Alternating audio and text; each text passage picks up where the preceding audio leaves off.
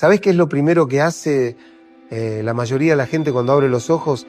Agarran el celular, revisan mensajes, notificaciones, redes sociales, y en ese momento, sin darse cuenta, acaban de regalarle su energía más pura al ruido del mundo. Hoy te voy a contar algo que tal vez te incomode, tal vez te sacuda, pero que necesitas escuchar. La manera en que empezás tu día determina quién sos. No es una frase motivacional, es una verdad psicoanalítica que llevo décadas observando en mi consultorio.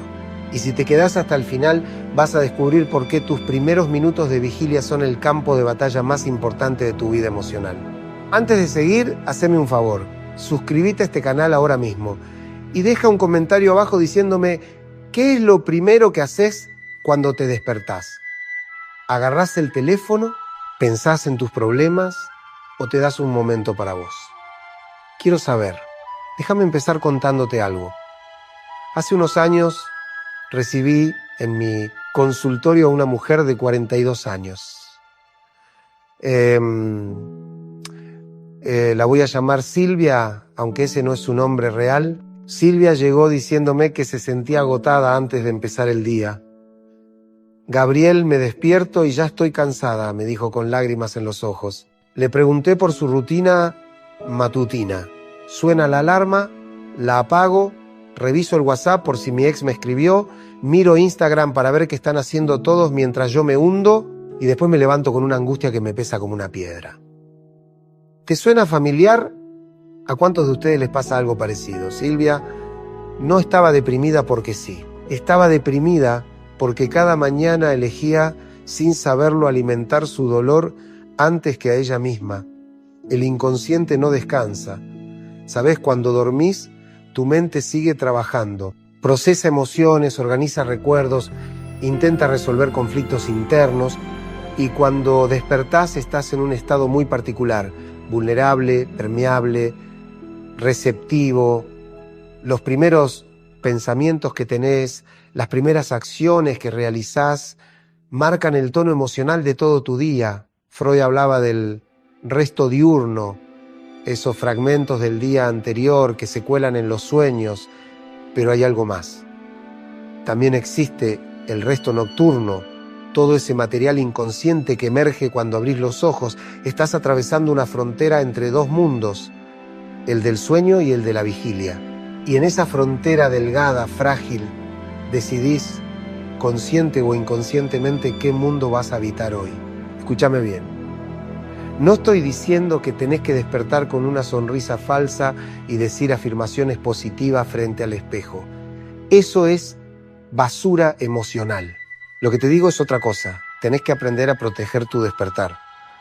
Porque si lo primero que haces es abrir las compuertas al caos externo, estás perdido antes de empezar. Pensá en esto. Imaginá que tu mente es como una casa recién amanecida. Las ventanas están empañadas, hay silencio, todo está en calma. Ahora imaginá que en lugar de abrir esas ventanas con cuidado, las reventás de un golpe y dejás entrar de todo. Las exigencias del trabajo, las expectativas de los demás, las comparaciones en redes sociales, las preocupaciones financieras, las heridas del pasado. ¿Qué pasa con esa casa? Se llena de corrientes de aire frío, se ensucia, pierde su centro. Así arranca el día de millones de personas y después se preguntan por qué viven angustiados. Volvamos a Silvia. Le propuse un experimento muy simple.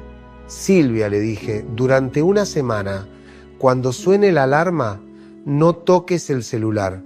Quédate en la cama 30 segundos más. Respirá hondo 3 veces y pregúntate, ¿cómo está mi cuerpo hoy? ¿Qué siento? Me miró con escepticismo. ¿Solo eso?, preguntó. Solo eso, le dije. Porque a veces las transformaciones más profundas empiezan con gestos minúsculos. A la semana siguiente Silvia volvió diferente. No curada del psicoanálisis, no cura de un día para otro, pero sí más presente. Gabriel, no sabés lo que descubrí, me dijo. Descubrí que mi primer pensamiento al despertar siempre era mi ex, siempre. Y no me daba cuenta de que estaba eligiendo eso. de que estaba eligiendo empezar mi día desde la ausencia, desde lo que perdí. ¿Ves? El inconsciente repite patrones, repite heridas, repite ausencias. Y si no intervenís conscientemente, vas a vivir en piloto automático, reproduciendo las mismas angustias una y otra vez. La repetición es uno de los conceptos más potentes del psicoanálisis.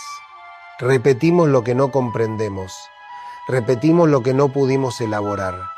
Y el momento del despertar es cuando esa repetición te toma desprevenido. Ahora, déjame preguntarte algo más profundo. ¿Por qué cuesta tanto empezar el día con calma? ¿Por qué sentimos esa urgencia de llenar el silencio inmediatamente? Porque el silencio nos enfrenta con nosotros mismos. Y muchas veces, lo último que queremos es estar a solas con nuestra propia compañía. El ruido externo es una defensa, una forma de no escuchar lo que realmente sentimos. Tuve un paciente, lo voy a llamar Martín, que me confesó algo desgarrador. Gabriel, odio las mañanas, odio despertarme porque sé que tengo que enfrentarme a otro día igual. Trabajo en algo que no me gusta, vivo con alguien con quien ya no tengo nada que decir y siento que mi vida es una mentira. Martín había construido su vida entera desde el deber ser. Hizo todo lo que se esperaba de él, estudió una carrera prestigiosa, se casó joven, tuvo hijos, compró una casa, pero nunca se preguntó qué quería él. Y cada mañana, al despertar, su inconsciente le gritaba esa verdad que su conciencia no quería oír. ¿Cuántos Martínez hay en el mundo? ¿Cuántas personas se levantan cada día sintiéndose prisioneros de una vida que no eligieron? Y el problema no es solo que vivan así. El problema es que ni siquiera se dan cuenta de que tienen una elección. Porque nos enseñaron que la vida es sufrimiento, que hay que aguantar, que así son las cosas. Pero yo te digo otra cosa. La vida puede ser difícil, sí, pero no tiene por qué ser una condena. El primer acto de rebeldía emocional que podés hacer es tomar conciencia de cómo empezás tu día. No para cambiarlo de golpe, eso es imposible, sino para empezar a conocerte, porque el autoconocimiento es el primer paso hacia la libertad. Acordate de esto, el amor y el dolor son inseparables. La vida nos enfrenta siempre a la pérdida, pero también nos da cada mañana la oportunidad de elegir. No es una elección fácil, no es una elección que se hace una vez y listo. Es una elección que tenés que renovar todos los días, en esos primeros minutos de vigilia, cuando todavía no te pones la máscara social y podés ser vos, frágil y verdadero. Hay una escena que se repite en mi consultorio.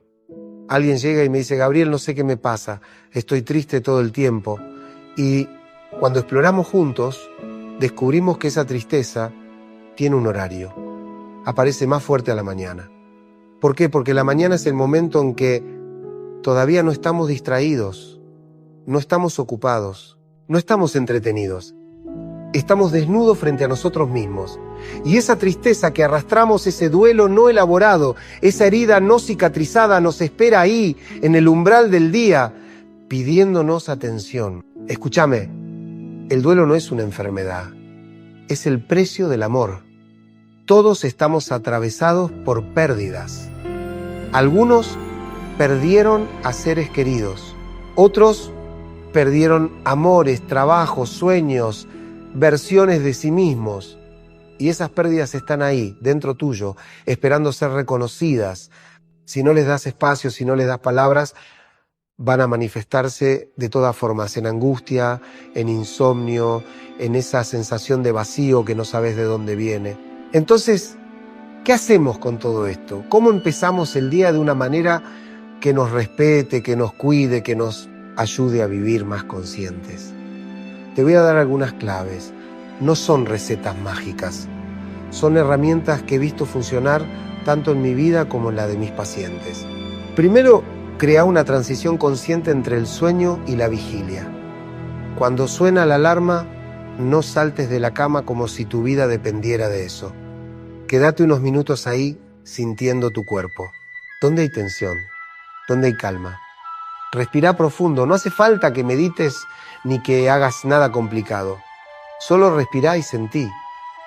Ese simple acto de presencia ya cambia algo. Te devuelve a vos mismo antes de que el mundo te reclame. Segundo, no agarres el celular inmediatamente. Sé que esto es difícil. Vivimos en una cultura de la inmediatez.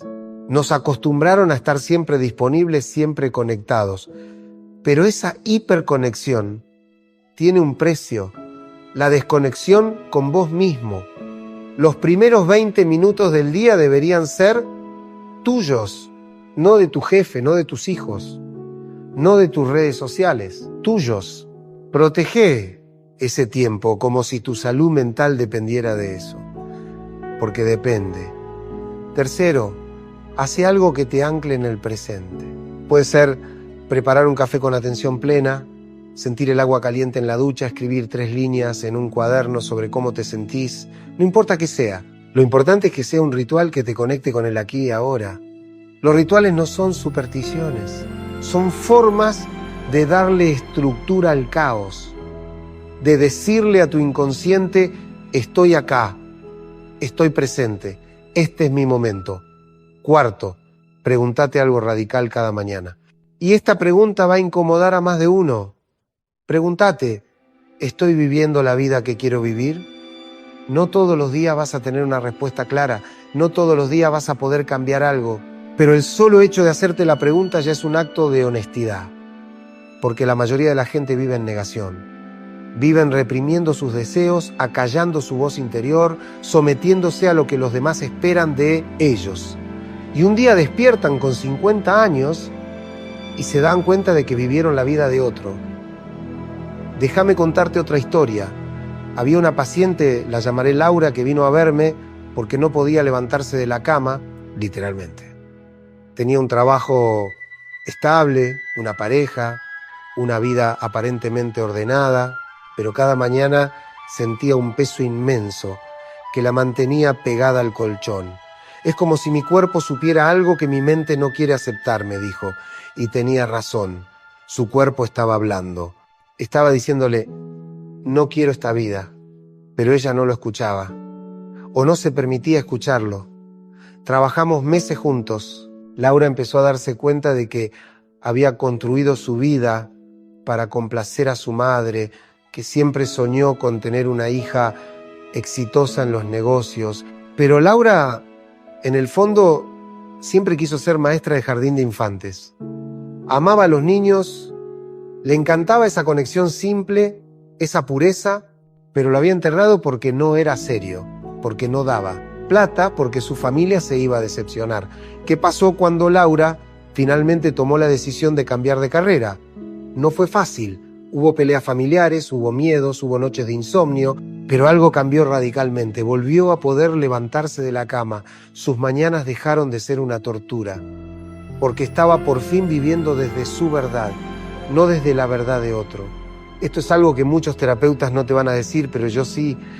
A veces la depresión no es una enfermedad, es una respuesta sana a una vida enferma. Es tu psique diciéndote, pará, esto no va, algo tiene que cambiar.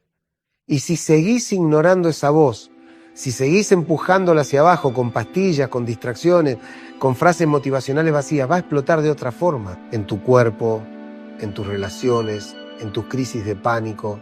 El momento del despertar te pone frente a esa verdad incómoda. Por eso tanta gente lo evita. Por eso agarran el celular, prenden la tele, salen corriendo de casa. Porque si se quedan quietos, si se permiten sentir, van a tener que enfrentar lo que están evitando. Y eso da miedo. Pero acá viene lo paradójico, el miedo no se va evitándolo. El miedo se va atravesándolo. Cada vez que te animás a estar con tu incomodidad, con tu angustia, con tu tristeza, estás dando un paso hacia la libertad.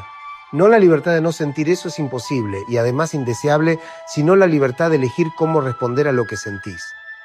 Freud decía que el objetivo del psicoanálisis es transformar la miseria neurótica en infelicidad común. Suena duro, ¿no? Pero es profundamente liberador, porque implica aceptar que la vida tiene dolor, que no existe un estado permanente de felicidad, que vas a tener días de mierda, pero que en ese sufrimiento inevitable podés encontrar sentido, podés encontrar crecimiento, podés encontrar humanidad. Las mañanas son, en ese sentido, un microcosmos de tu vida entera. Cada mañana es una pequeña muerte y un pequeño nacimiento. Morís al día anterior y nacés a uno nuevo. Y en ese pasaje, en ese umbral, tenés la oportunidad de decidir quién querés ser hoy. No de forma grandiosa, no con grandes declaraciones, sino con pequeños gestos, con pequeñas elecciones. Ahora, si me estás escuchando y sentís que tu vida está lejos de donde querés que esté, déjame decirte algo importante. Está bien, no te juzgues. La mayoría de nosotros vivimos años, a veces décadas, en piloto automático. Nos enseñaron a funcionar, no a vivir, a producir, no a sentir, a aparentar, no a ser. Romper con eso requiere coraje, requiere honestidad brutal con vos mismo y requiere paciencia. El cambio no es lineal. Vas a tener mañanas en las que te vas a levantar con toda la intención de empezar diferente y vas a volver a caer en los mismos patrones. Y está bien. La transformación psíquica no es un evento, es un proceso, es una espiral. Volvés sobre los mismos temas, pero cada vez desde un lugar un poquito más consciente, un poquito más libre. Tuve un paciente, voy a llamarlo Diego, que era adicto al trabajo, se levantaba a las 5 de la mañana todos los días y ya estaba con la computadora, fin de semana, feriados, vacaciones, siempre trabajando. Cuando le pregunté por qué, me dijo, porque si paro, no sé quién soy. Ahí está. Ahí está el miedo que mueve a tantos. El miedo a la quietud, al vacío, a descubrir que tal vez no somos lo que creíamos ser. Diego había construido su identidad entera alrededor de ser productivo, exitoso, indispensable, pero un día tuvo un ataque de pánico. Su cuerpo dijo basta, y cuando llegó a mi consultorio estaba aterrado, no del ataque de pánico en sí, sino de lo que el ataque reveló, que su vida era insostenible, que estaba viviendo en una mentira. Le propuse algo radical, quedarte una mañana entera sin hacer nada. Nada de trabajo, nada de ejercicio, nada de productividad. Solo estar, sentarse con un café y mirar por la ventana, dejarse aburrir. Es que no puedo, me dijo. ¿No podés o no te animás?, le respondí, porque ahí está la diferencia. Muchas veces lo que llamamos no puedo en realidad es me da miedo. Diego empezó de a poco. Primero fueron 10 minutos, después media hora, y en esos espacios de quietud empezó a aparecer algo. La tristeza que había estado evitando toda su vida. La tristeza por un padre ausente, por una infancia solitaria, por una necesidad de aprobación que nunca se llenaba. Trabajaba para no sentir, y cuando dejó de trabajar tuvo que sentir. ¿Fue fácil? No. ¿Valió la pena? Completamente. Porque Diego empezó a vivir su vida, no huir de ella. Sus mañanas pasaron de ser una carrera frenética a ser un momento de conexión. Empezó a desayunar con su familia, empezó a notar el sabor del café, empezó simplemente a estar. Ahora, vos que me estás escuchando, quiero que te hagas una pregunta honesta y no me la contestes. A mí, contestátela a vos mismo. ¿De qué estás huyendo cuando te apurás a empezar el día? ¿Qué es eso que no querés sentir? ¿Qué es eso que no querés ver? Porque detrás de la prisa siempre hay algo. Puede ser ansiedad, puede ser culpa, puede ser una sensación difusa de que tu vida no es como debería ser. Y esos primeros minutos del día, cuando todavía estás entre el sueño y la vigilia, son los minutos en que esas emociones están más cerca de la superficie. Por eso incomodan tanto, por eso queremos saltar de la cama y llenar el silencio inmediatamente. Pero yo te invito a hacer algo diferente. Te invito a quedarte en ese umbral un poco más, a escuchar lo que tu cuerpo te dice, a sentir lo que tu inconsciente te muestra. No para regodearte en el sufrimiento, eso sería masoquismo, sino para comprenderlo, para darle espacio, para elaborarlo. Hay una expresión en psicoanálisis que me encanta, poner en palabras. Poner en palabras es sacar de lo oscuro, de lo reprimido, aquello que nos duele y traerlo a la luz de la conciencia. Y podés hacer eso solo, en tus mañanas. No necesitas un terapeuta al lado tuyo para empezar a preguntarte, ¿qué siento hoy? ¿Por qué siento esto? ¿Qué necesito?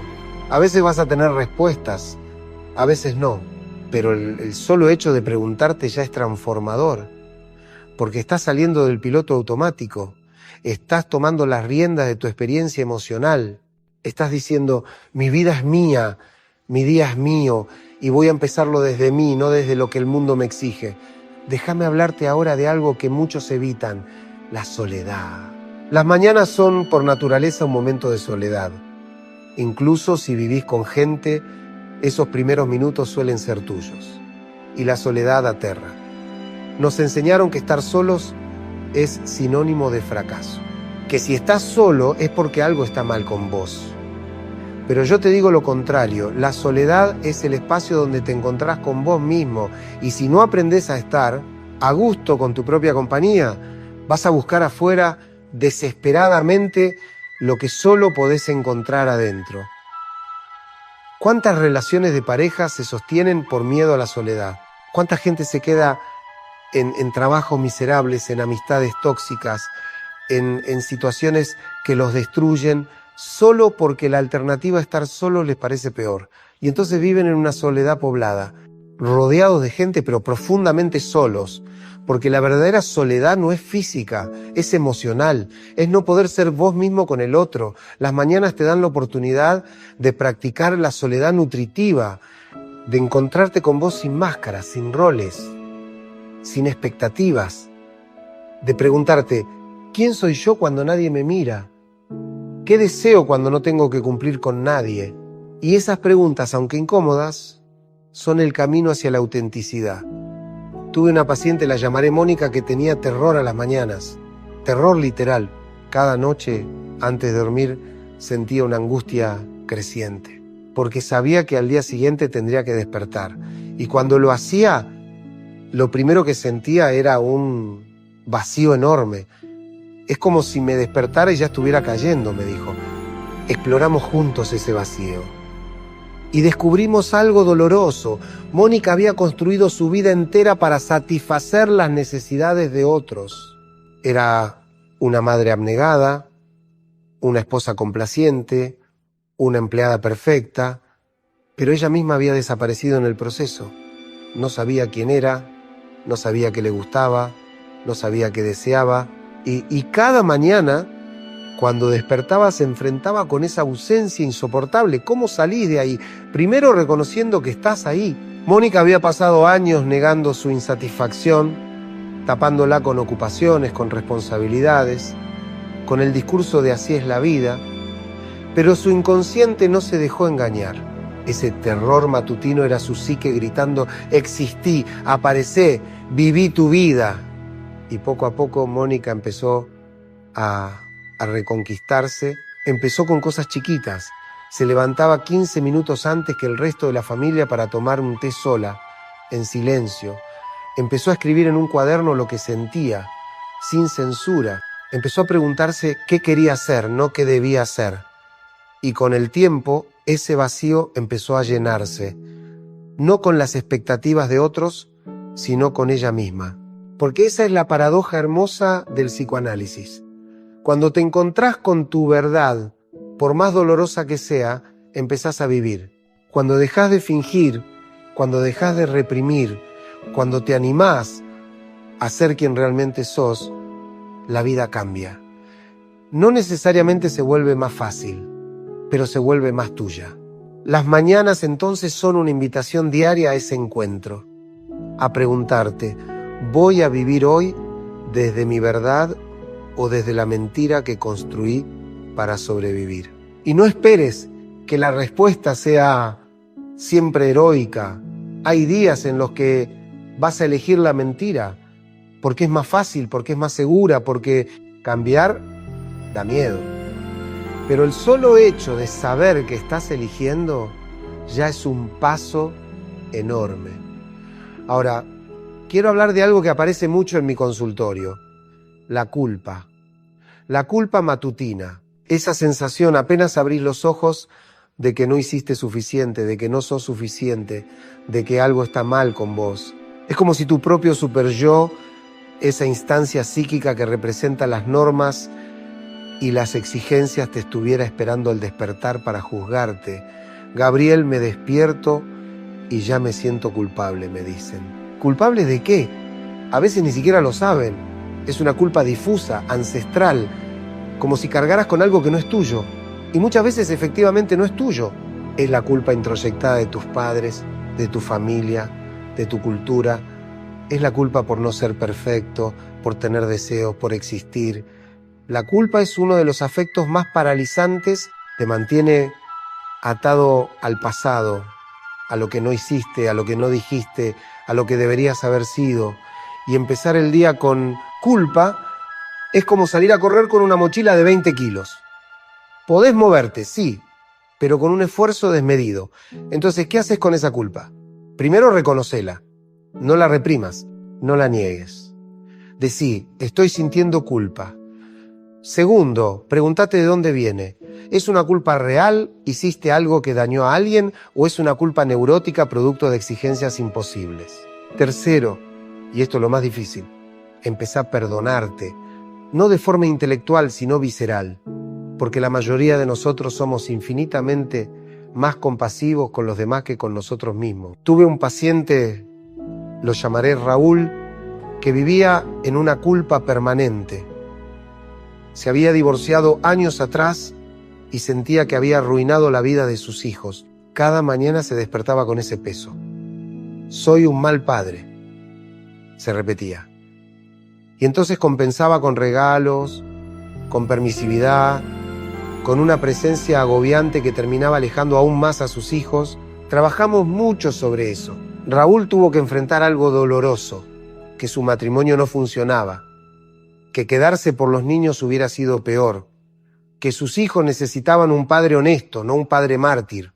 Y poco a poco empezó a soltar esa culpa, no porque dejara de importarle sus hijos, sino porque entendió que la culpa no los estaba ayudando. Todo lo contrario. Y sus mañanas cambiaron. En lugar de despertarse sintiéndose un fracasado, empezó a despertarse con la intención de ser, ese día, la mejor versión de sí mismo que pudiera.